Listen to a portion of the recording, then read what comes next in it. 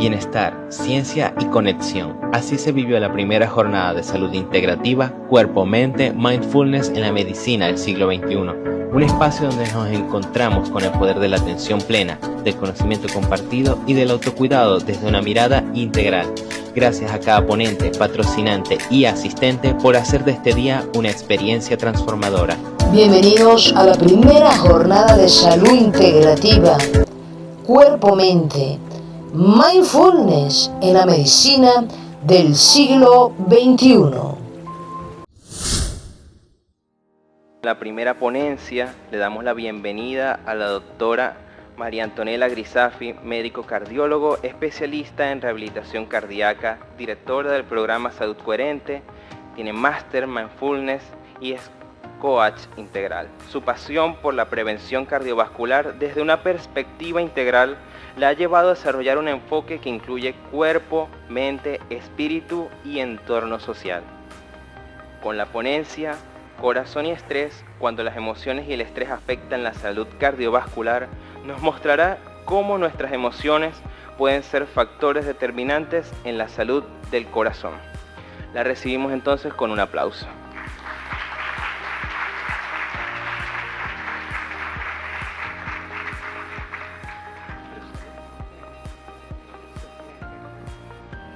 Buenos días, gracias a todos por asistir y bueno, realmente como dijo la profesora Rita, para nosotros es un inmenso placer tenerlos aquí y es un proyecto, es una visión, es un día a día que vamos avanzando con cariño, con amor, dando lo mejor de nosotros para que estos proyectos se puedan dar y que llegue a la población. A mí me toca hablar sobre el corazón y el estrés.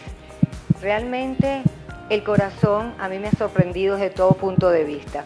Hoy en día entiendo por qué estoy en este papel de cardiólogo después de tantos años. No lo entendí al principio, pero el corazón, al entenderlo desde otro punto de vista, no solo anatómico, no solo anatómico, físico, sino, bueno, hasta desde un punto de vista energético, que eso me ha sorprendido mucho a mí después de la literatura. Tú dices, wow, entonces el corazón no es solo una máquina que tiene músculos, arterias, ¿ok? Entonces hoy me toca hablar del corazón y el estrés. Para mí de verdad es un honor aperturar las primeras jornadas de medicina integrativa aquí en Guayana. Somos promotores en Guayana realmente de esta medicina del siglo XXI. Integrar mindfulness a muchos y darle conocimiento sobre esta área a muchos de nuestros colegas que se encuentran aquí presentes. Para nosotros es de verdad un gran orgullo y satisfacción que ustedes estén aquí presentes y se hayan aperturado a venir. Y como dijo la profesora Rita, abrir sus corazones para estar aquí presentes. Gracias. Y bueno, aquí voy. Las emociones hasta un punto de vista puede afectar la salud cardiovascular. Es por ello que al hablar de las emociones y el estrés, yo les pregunto a ustedes, ¿ustedes alguna vez han sentido que el estrés ha salvado su vida? Díganme. ¿No? Bueno, les puedo dar un ejemplo. Hace unos años, hace unos 10, 15 años, yo sentí que realmente el estrés salvó mi vida, porque a pesar que es una situación que nosotros la vemos como negativa, porque realmente el estrés es considerado un estímulo que muchas veces es negativo, pero cuando nosotros lo vemos desde el punto de vista positivo como ese estímulo que te toma o te lleva a hacer una acción que va a hacer cambios en tu vida, por eso que yo digo que el estrés puede salvar tu vida, cuando lo vemos como ese mecanismo de defensa que te puede llevar a salir de una situación cuando te das cuenta. Entonces, desde ese punto de vista, yo les hago la pregunta y les dejo la reflexión si el estrés puede salvar tu vida. Aquí también voy a hacer mención al padre del estrés, el doctor Hans Seiler. Desde 1930, él habló sobre el estrés y mencionó un síndrome de adaptación. Este síndrome de adaptación lo estableció en 3 fases, una fase de alarma, una fase de resistencia y una fase de agotamiento. ¿Qué quiere decir eso? Cuando nosotros estamos ante una situación de estrés, la fase de alarma, ¿cuándo se activa? O sea, cuando estamos en una situación de estrés, ¿qué comenzamos? Que van al cardiólogo con taquicardia, con sudoración, con palpitaciones, si se encuentra bajo una situación de estrés. Cuando nosotros estamos constantemente en esa situación de estrés, ¿Qué pasa? Podemos llegar a una fase de adaptación y posteriormente, cuando ya esa situación se hace crónica, viene la fase de agotamiento. Ahí, nosotros que somos parte del personal de salud, hay un término bastante importante que se maneja en el personal de salud, que es el síndrome de burnout.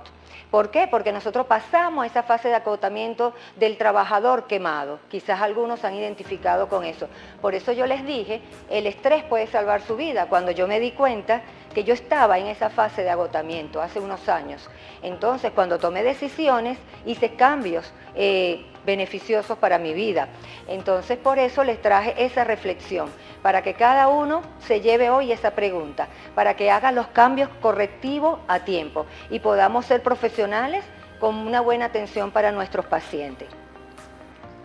Entonces, hoy en día se llama el estrés como la enfermedad del siglo XXI. ¿Por qué? Porque, como lo dije anteriormente, también el doctor Simon Dolan, que es alumno del doctor Hans Saile, tuve también el honor de ser su alumna, él nombra que el estrés es malo, el estrés mata. Realmente el estrés es nocivo para la salud, pero como le digo, su estímulo puede llevarte a hacer cambios beneficiosos.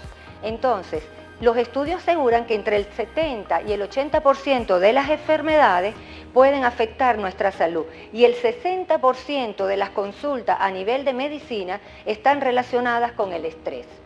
Después del COVID, ¿verdad?, de la pandemia de COVID, esas cifras del estrés aumentaron en las consultas. Nosotros lo pudimos evidenciar, ¿verdad?, que hubieron cambios en la situación de salud de nuestros pacientes. Y es a partir del 2012 que ya la Sociedad de Cardiología, en un artículo que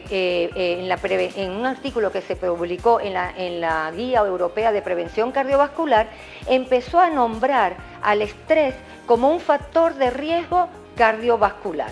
Y fíjense, tanto tiempo que el doctor Hans Saile empezó a hablar del estrés, y es a partir del 2012 cuando ya nosotros, desde el punto de vista de cardiología, lo colocamos como nuevos factores emergentes para la salud cardiovascular como factor de riesgo.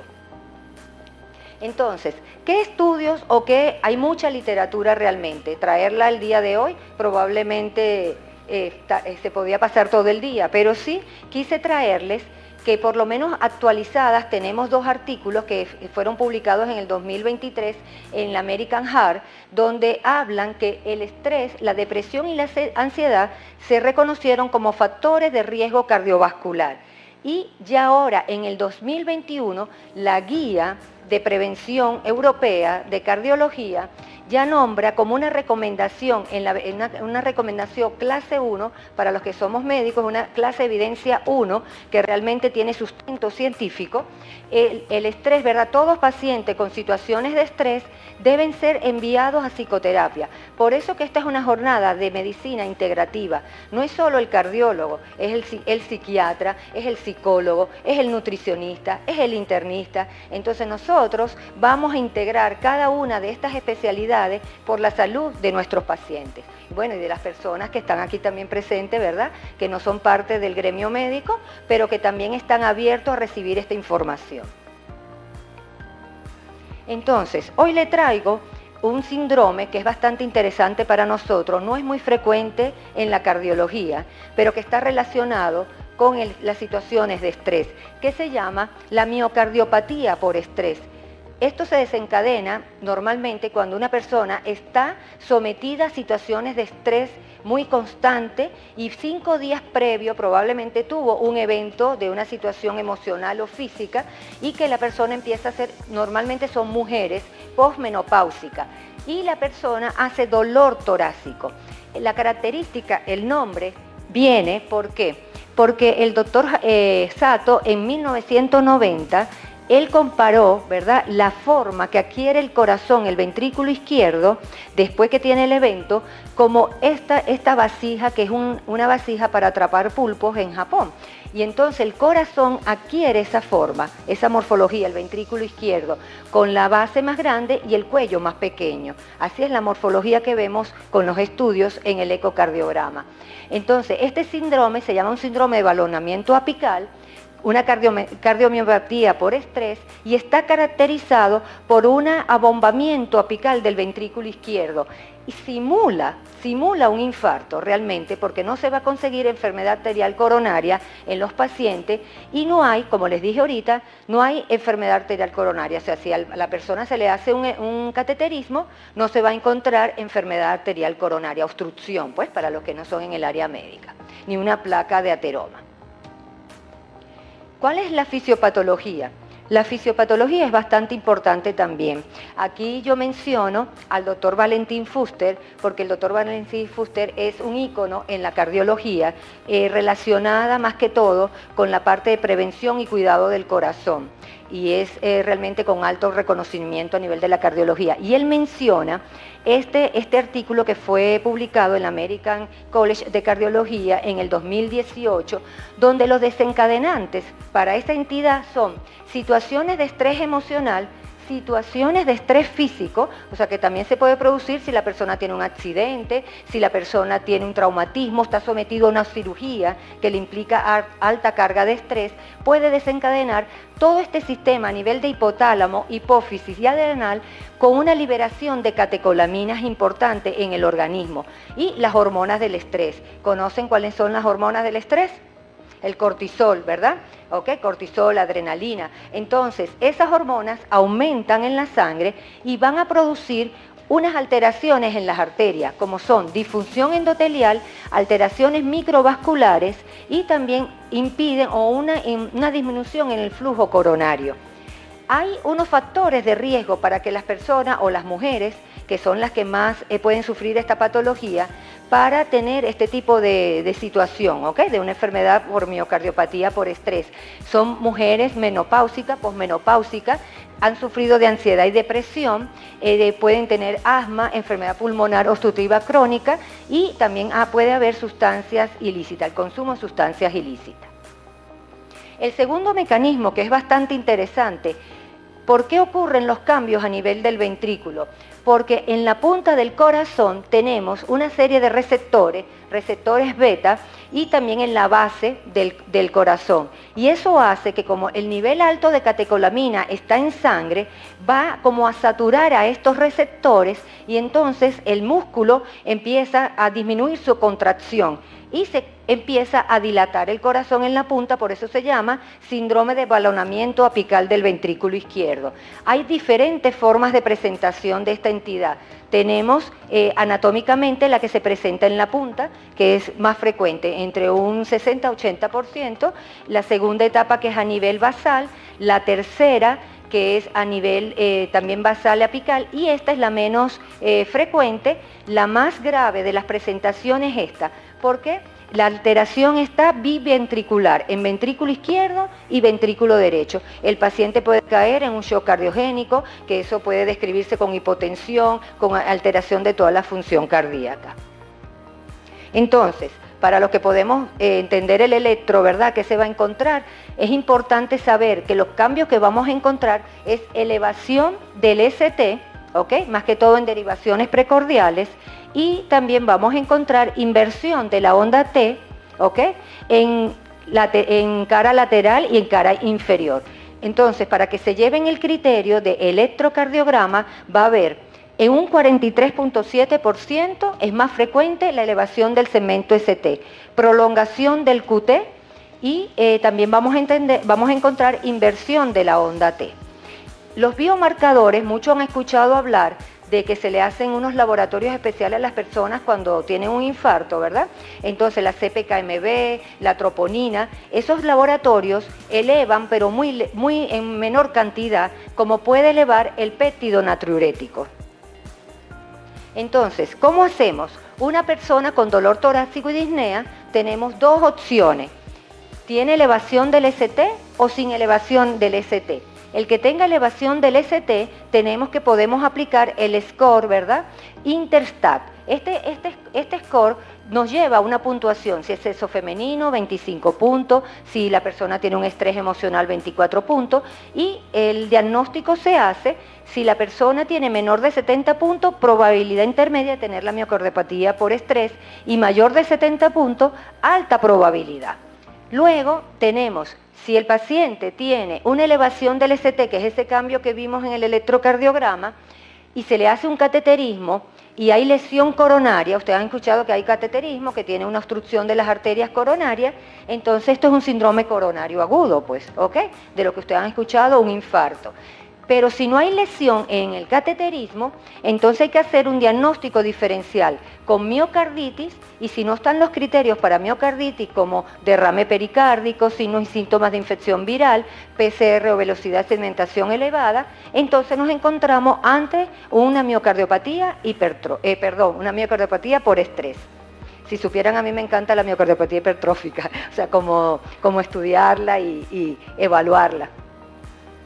Entonces, fíjense algo, lo que le estoy diciendo, este es un ecocardiograma donde vemos un balonamiento de la punta apical y hay un cierre aquí a nivel basal. Y este es el score para lo que son en la parte médica, este es el score que se puede aplicar para hacer el diagnóstico. Esta es una imagen de cateterismo tomada de la literatura realmente. Aquí tenemos varias secuencias donde se ven, esta es de una mujer de 70 años, donde se ven las arterias coronarias indemnes, y acá tenemos la ventriculografía, es cuando se inyecta contraste al ventrículo durante el cateterismo. Y vemos aquí el balonamiento apical y aquí hay una contracción de la parte basal.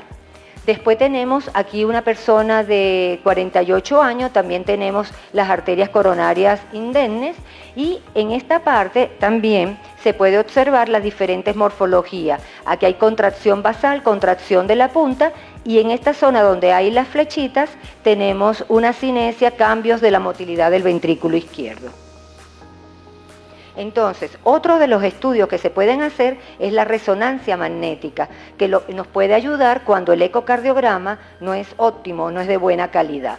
Realmente en la resonancia lo que vamos a ver es la presencia de edema a nivel del músculo por la infiltración linfocitaria que ocurre a nivel del proceso de infiltración inflamatoria.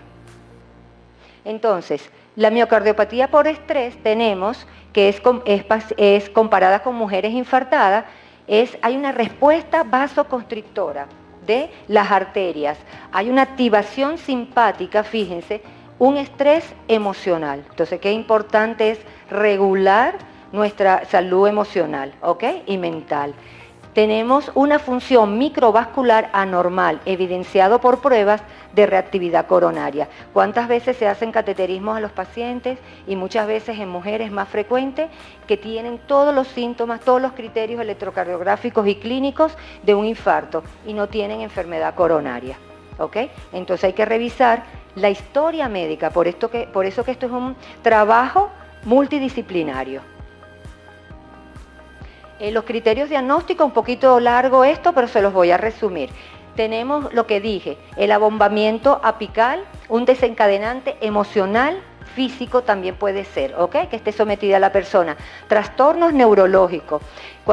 También hay que hacer el diagnóstico diferencial con la miocardiopatía neurológica, que puede ocurrir cambios como si fuera un infarto, una isquemia, en pacientes con enfermedad cerebrovascular, con hemorragia cerebral, también se pueden ver esos cambios. Los marcadores de laboratorio, lo que sube es el péptido natriurético. Los pacientes no presentan evidencia de miocarditis infecciosa y afecta predominantemente a las mujeres postmenopáusicas. O sea que, bueno, hay que cuidarse. Entonces, aquí les traigo una lista de todos los pasos. Realmente el tratamiento es igual que el del síndrome coronario agudo. Si está en insuficiencia cardíaca, sus diuréticos, los betabloqueantes, para los que somos médicos, ¿verdad? Si hay insuficiencia cardíaca con shock cardiogénico, se van a usar la vasopresina, puede ser. Cuando hay en esta entidad, puede haber obstrucción del tracto de salida del ventrículo izquierdo, ahí sí no se puede utilizar ni el nitroprusiato ni los diuréticos en ese caso, porque hay un impedimento a la poscarga, ¿verdad? Entonces hay que estar pendiente con eso. La finalidad de esto también, que hay que estar pendiente en esta entidad, porque puede producir lo que se llama el QT prolongado. El QT prolongado es bastante severo para nosotros como cardiólogos porque puede producir arritmias mortales. Y muchas veces los pacientes requieren también, en algunos momentos que hay bloqueo AV completo, de marcapaso.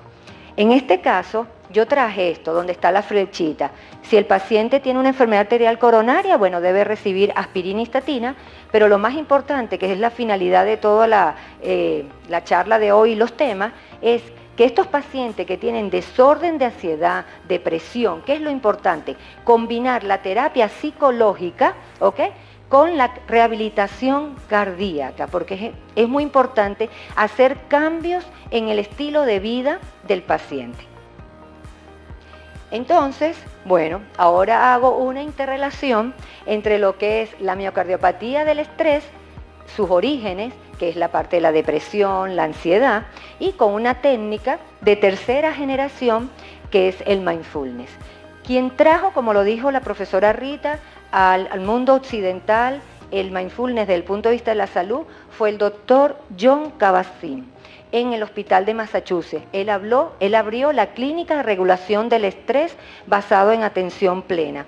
Esta clínica fue principalmente enfocada en los pacientes con dolor crónico y que tenían fibromialgia. De allí hay muchas corrientes, ¿ok? La de la compasión, la terapia cognitiva conductual, y se derivan muchas ramas de hoy en día del mindfulness. Fíjense, esto fue una revolución, eso se llama la revolución del mindfulness, como dice la profesora Rita, es una moda, no es una moda. Realmente aquí en Venezuela estamos ya en progreso, ¿no?, de que todos se puedan conocer que existen este tipo de terapia y de técnicas que son beneficiosas para los pacientes, pero en el 2005, cuando la National Geographic publicó esta fotografía, un monje con 218 electrodos en la cabeza, todos se hicieron la pregunta, ¿qué habrá en ese cerebro de esa persona que se dedica a la meditación? ¿Qué pasará? ¿Qué cambios tiene en ese cerebro esa persona? ¿Ustedes se harán la misma pregunta? O sea, porque fíjense. Entonces, eso es lo importante, abrirse a la experiencia y saber que hay técnicas que nos pueden apoyar. Y aquí también no puedo dejar de nombrar a la doctora Elsie Matamarcano, Maitreya Shanti, que es la reimpulsadora del mindfulness aquí en Venezuela. Entonces, ¿cuáles son los 3 pilares de la práctica del mindfulness? Tenemos la intención, es cuando colocamos nuestra intención y la decisión en estar presente, ¿ok? A veces, las personas que hacen el programa de regulación del estrés siempre me dicen, ¿es fácil? No, no es fácil, hay que practicarlo y hay que colocarlo en constancia, que sea parte de nuestra vida, como un estilo de vida. El otro pilar es la actitud y el otro pilar es la atención enfocada y abierta al momento presente. Dentro de la actitud tenemos la paciencia, el ceder, la confianza, la aceptación y una palabra que dijeron al principio, mente de principiante. O sea, hoy nosotros les pedimos a ustedes una mente de principiante, una mente abierta, sin conocimientos. Traigan estos conocimientos nuevos y los llevamos de la mejor manera que lo podemos hacer interior a nosotros. Evidencias científicas del mindfulness en la medicina. Realmente existen evidencias y eso es lo que me alegra porque nosotros como médicos siempre nos basamos, oye, ¿qué se demuestra? ¿Cuál es el nivel de evidencia? ¿Estarás haciendo algo empírico? Indudablemente este tipo de técnicas son un poco más difíciles de medir, ¿ok? Estadísticamente. Lo sé porque realmente a los pacientes en el programa le hacemos test, llevamos esos registros, pero esto no es tan tangible como a nosotros nos gustaría realmente. Pero, ¿cuál debería ser entonces el papel del cardiólogo en un paciente, ¿verdad?, que tiene ante una situación que tiene factores de riesgo, hoy en día que se les nombra factores de riesgo psicosociales, que es la ansiedad, la depresión. Nosotros como cardiólogos, ¿verdad?, tenemos un papel y nosotros los médicos. Entonces, ese papel es derivar ese paciente, hacer el diagnóstico y abordarlo dentro de nuestras consultas, no solo si fuma, no fuma, si hace ejercicio, si está obeso, si es diabético. También tenemos que abordarlo desde el punto de vista psicológico-emocional. Esto realmente tiene que ser derivado al psicólogo, al psiquiatra y se hace esa interconexión. Entonces, ¿cuáles son esos factores psicosociales? El del estrés, ¿verdad? Tenemos que es la depresión, la ansiedad, Pero si nosotros nos damos cuenta cuántas personas llegan a las consultas con taquicardia, palpitaciones, dolor en el pecho, crisis de pánico, y muchas veces no tienen ninguna patología cardíaca. Entonces, nosotros como profesionales de la salud, ¿qué hacemos? Descartamos la parte orgánica y posteriormente derivamos y conducimos ese paciente. Entonces, y es muy frecuente que las situaciones de estrés sean detonadores de infarto, de angina, ya lo vimos. De una miocardiopatía por estrés no es frecuente, pero no quiere decir que no se presente. Entonces, dentro de los estudios que pude encontrar, se nombra el American Journal de Cardiología, también la American Heart, tenemos evidencia preliminares donde del manejo del estrés pueden mejorar los marcadores indirectos de enfermedad arterial coronaria. Un entrenamiento en atención plena, fíjense, por teléfono, y pudieron llevar este programa de atención plena de 8 semanas a unos pacientes para ir pacientes mujeres después de un infarto. Y también las intervenciones basadas en atención plena en pacientes con prehipertensión e hipertensión arterial. O sea que hay múltiples estudios que se pueden hacer a nivel de medicina. Aquí traigo un cuadro donde a partir del 2004 hasta el 2020 se encontraron 2.500 revisiones científicas relacionadas con el tema de mindfulness.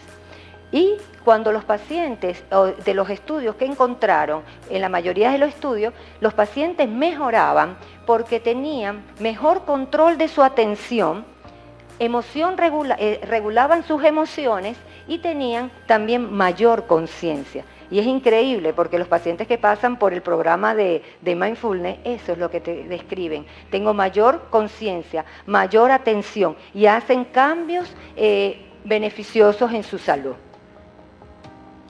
Bueno, ha llegado la hora. Vamos a hacer una meditación, ¿verdad? Y vamos a colocarnos ya como ir entrando en cada uno de estas charlas, de estas ponencias donde vamos a relacionar el mindfulness con la medicina.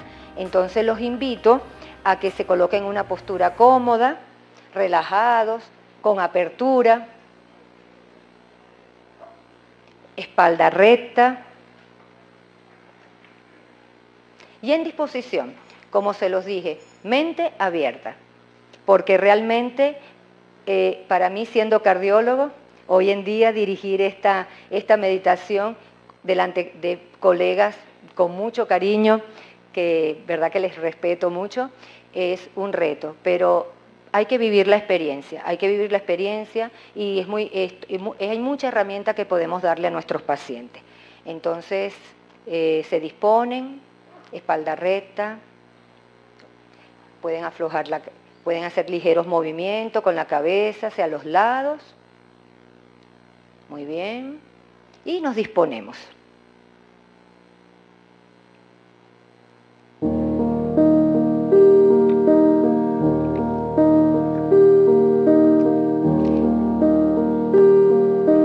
A continuación vamos a realizar la meditación de los 3 minutos. Iniciamos tomando una postura cómoda, sentados, con la espalda recta, en atención a nuestra respiración, con conexión al inhalar, con la vitalidad, y al exhalar, con soltar y transformar. Iniciamos. Inhalo, sostengo y exhalo. Inhalo, sostengo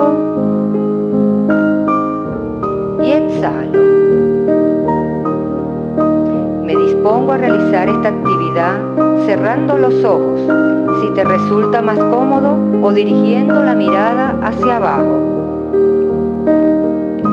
Toma conciencia de lo que pasa por tu mente, de lo que está a tu alrededor. de la temperatura. Siente el contacto de tu cuerpo con la ropa y de tus pies con el suelo. Luego toma conciencia del movimiento de la respiración, como el abdomen sube y baja. Continúa con tu ritmo de la respiración. Inhalo, sostengo y exhalo. Inhalo, sostengo y exhalo. Deja que la mente descanse en el ritmo de la respiración, en inhalar y exhalar. Si notas algunas sensaciones desagradables, ya sea física, emocional o mental, enfocar en el ritmo de la respiración. Por lo tanto, vuelve a tu respiración, a tu ritmo, con total atención. Realiza pequeños movimientos con la cabeza, las manos y los pies. Y nos vamos incorporando lentamente, en el aquí y en el ahora.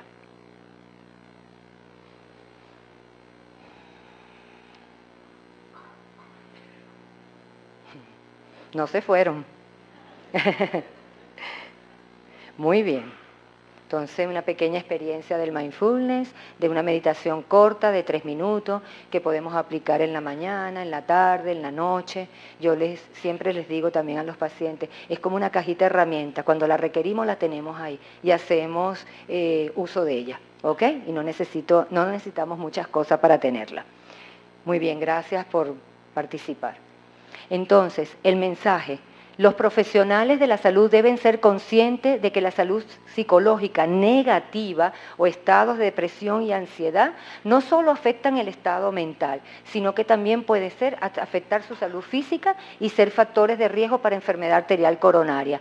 La prevención primaria con control de estrés emocional y físico puede evitar complicaciones cardiovasculares y la práctica de la atención plena ha demostrado resultados positivos en la regulación del estrés, como les mencioné antes, como un nuevo factor emergente para enfermedades arteriales coronarias. Ahora, después que hicieron una actividad relajante, nos vamos a conectar con una música de Freddie Mercury, ¿verdad? Para nosotros activarnos también y seguir con esta actividad del día de hoy. No me para nadie. Es de noche, pero es de día. Nosotros escogemos.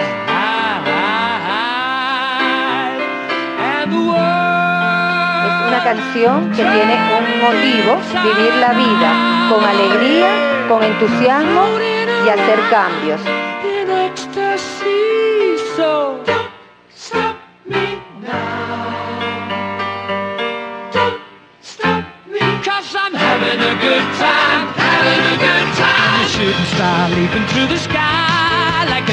Como las estrellas en el cielo,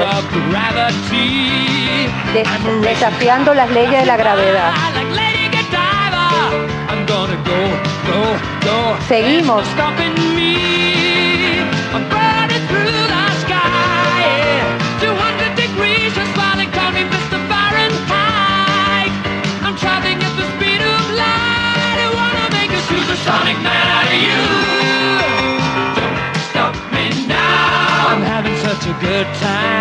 La estamos pasando bien.